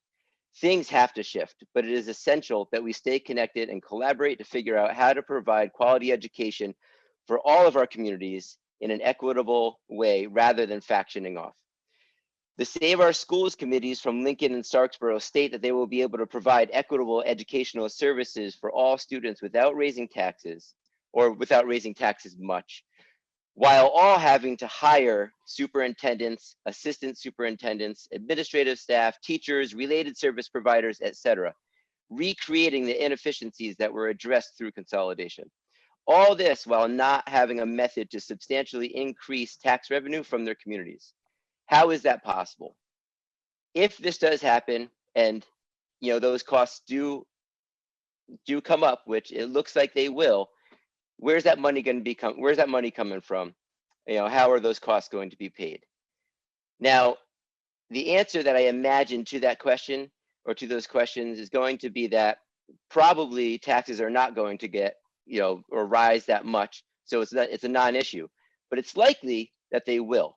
And, that money will be raised through taxation or through subsidies from the state. I want Lincoln and Starksboro and all of us for that matter to have their community or have our community schools, but that just cannot happen in the current way that our system and policies function. MAUSD and the merger committee conducted a study to help solve this issue. That would mean changing the way that education looks in our separate towns, temporarily perhaps, but some of the ideas from that study kept our schools open, that I believe that would keep our schools open, and they would be available for intentional and creative programming. In a time when our world is falling apart, we need to find ways to function differently and to come together rather than continue to branch off and be separate. I do not support any action that continues to divide us as communities. I have voted no on Starksboro's withdrawal, as I had done for Lincoln's. Given the condition that Vermont's education system is in, what real measures that will have long-term efficacy is the state considering to stop the bleeding of our smaller educational communities? So those two questions. And then my last question, if we have time for it, is if a merger does go through, what schools will continue to be open in their current capacity? Thank you all very much. I appreciate your time and efforts. Thanks.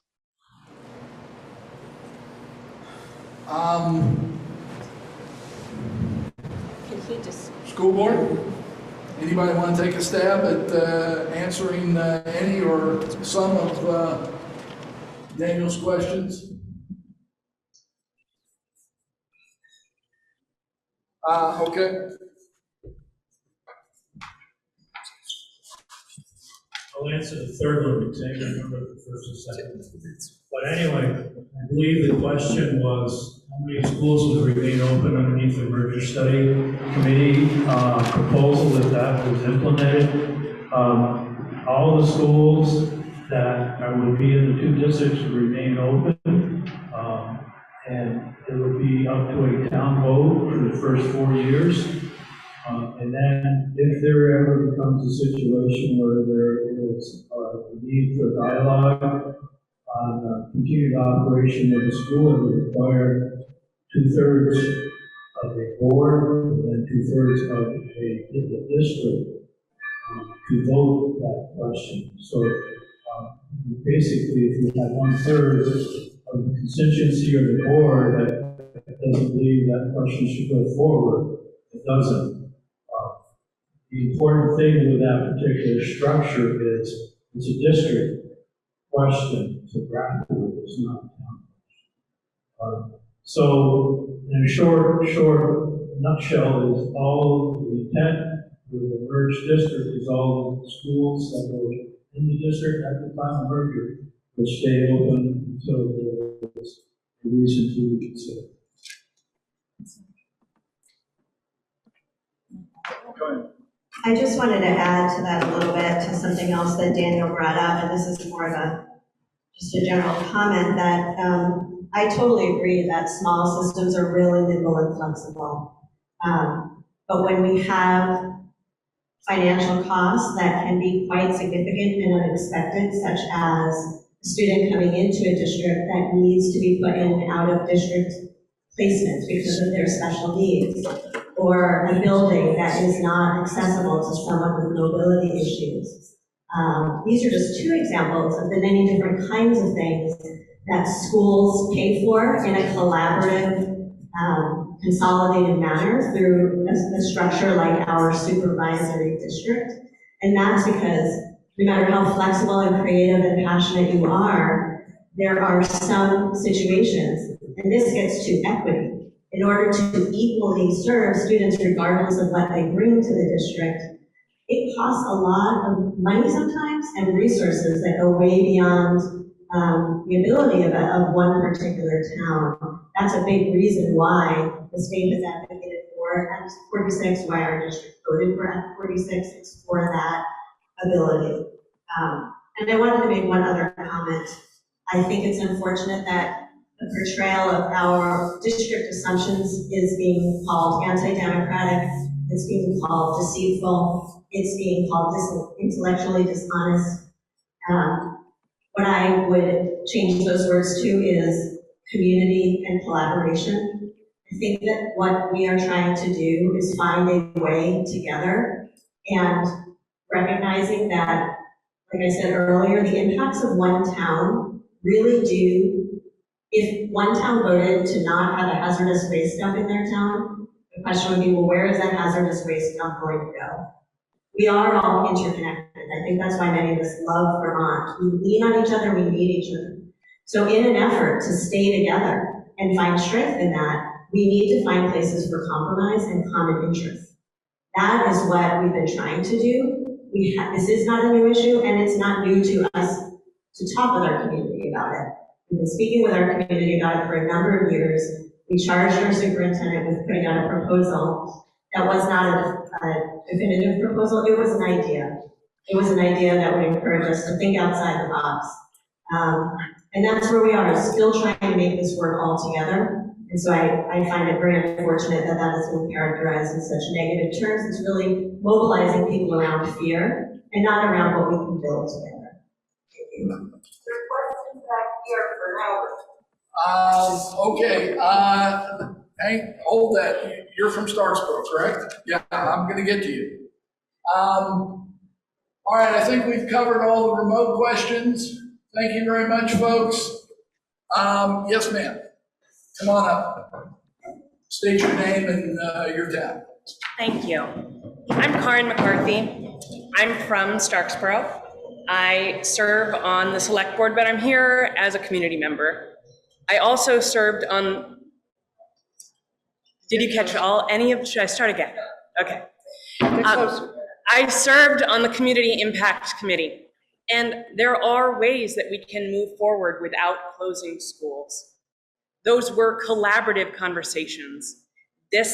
First, I want to say thank you for the time, because I know you have all put in time, as have we. Both sides care deeply about education, about equity, about democracy, about creating opportunities for our students. That's at the root of it. I do feel frustrated because if this forum was a demonstration of collaboration, I am the last person to speak, and I stood up first to introduce myself. And to say that this has been a collaborative process feels disingenuous, because the information from Starksboro has been sidelined. It has been offered only as a question from the good people of Moncton or New Haven or Bristol, who are interested in what their other community members have to say about what affects us most. I'm also a mom. I have 3 kids. My oldest is going to kindergarten at Robinson this fall, and I'm so excited. I also want to say, we don't want to leave the district. Me, as an individual, I went to Robinson. I went to Mount Abe. I care about the quality of education, and I want to see it improve. As a Starksboro resident, as a member of the select board, we don't want to leave the district unless the promise that was offered to us is broken. That is what we're standing for, and that is the question of democracy. It's what we voted on, and it's what we're standing for now. And our town unanimously voted for it. Nobody said no. I hope, for those of you who are connecting from the community, that you will see that our voices matter, we care, we want to stay in the district. We don't want to leave, and we don't want to mess up the numbers. We care about education. We want everyone to have an opportunity, but we don't want kids from Starksboro to be bused to Virgins. There's not an easy way from here to there. And if the merger study goes through, those 4 years don't get us through our children's education. It just kicks the can down the line. So I ask you, please, please, we want to stay in the district. Honor that desire and vote to support us leaving if the merger goes through. Thank you. Okay, anybody else who has not spoken already? Is someone on Zoom? Wendy Wilson. Hi, yeah, my name is Wendy Wilson. I live in Bristol now, but I used to live in Starksboro and was actually on the school board back in the early 2000s. And that school is that community. It breaks my heart to think that it would close. It is such an integral part of the community. Living in Bristol, we have tons of things that bring community together here. In Starksboro, the school is it. That is it. So the thought of seeing it close is really traumatic. And what you're seeing is a community that is saying, no, this is not okay. We're not willing to see this happen. I was amazed when I was on the school board of how supportive the community is. So many times, you know, school board budgets for the 5 towns, MAUSD, they don't pass. Starksboro, they always pass.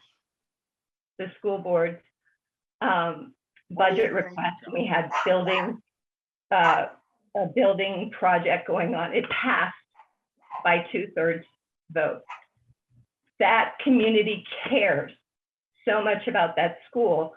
And I worry that if it closes, it will perpetuate the trends that you're so worried that you see right now in declining population and aging population, declining enrollment in the school. I think it will just accelerate those trends. The second point I want to make is process matters. If Nancy Cornell and Karen feel that they're not being heard and that they don't want to leave, there's been some big miscommunication. Something has been terribly overlooked, I fear. And I know all of you are doing the best you can. I know everybody wants to make this thing work. But there has been, process matters, and when people don't feel heard, it will divide a community. And I urge the school district, I guess it's called, the school district, to reevaluate this and try to find common ground so that the schools that want to stay will stay and we can keep our numbers. And lastly, being on the school board is such a difficult job.